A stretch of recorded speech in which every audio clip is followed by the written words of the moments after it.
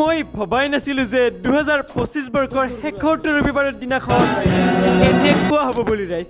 নমস্কাৰ ৰাইজ, ৰাতিপুৱাই আজি পুমহীয়া ঠাণ্ডাত কপি গা ধুইছোঁ পুৰা, আৰু গা পা ধুই কোটে চুৱেটাৰে পিন্ধি পুৰা ৰেডি হৈ গ'লোঁ, যিহেতু আজি বছৰটোৰ শেষৰটো ৰবিবাৰ। আৰু আজি আমি গৈ আছোঁ ৰ'ব এইপিনে দুপৰীয়া প্ৰায় 12টা মানে বাজিল, মানে কুঁৱলী দি আছে, মানে আহি পালোঁ আমাৰ মৰমৰ জুবিনদাৰ জুবিন ক্ষেত্ৰত। আৰু ৰাতিপুৱাই আহিম বুলি ভাবিছিলোঁ, কিন্তু ঠাণ্ডাই যিটোৱে পৰিছে মানে দুপৰীয়াই হ'ল।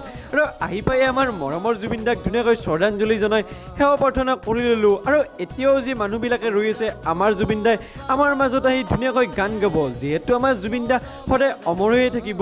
আৰু ইয়াত এজন ককাই মানে জুবিনদাৰ কিতাপ বেচি আছে, মৰম লগা ককাজনৰ পৰা জুবিনদাৰ গানৰ এখন ধুনীয়াকৈ কিতাপো কিনিলোঁ। আৰু জুবিনদাৰ জুবিন ক্ষেত্ৰৰ পৰা আহি পালোঁ এটা ধুনীয়া প্ৰগ্ৰেম চাব, মানে আমাৰ মৰমৰ জুবিনদাক শ্ৰদ্ধাঞ্জলি জনাই আমাৰ ভাইটিসকলে ধুনীয়াকৈ এখন গানৰ প্ৰগ্ৰেম আয়োজন কৰিছে, য'ত আমাৰ মৰমৰ জুবিনদাৰ গানো গালোঁ আমি একেলগে গোটেইবিলাকে মিলি। পিছে আজিৰ ভিডিঅ'টো ইমানেই আছিল, নেক্সট এটা ভিডিঅ'ৰ সৈতে লগ পাই।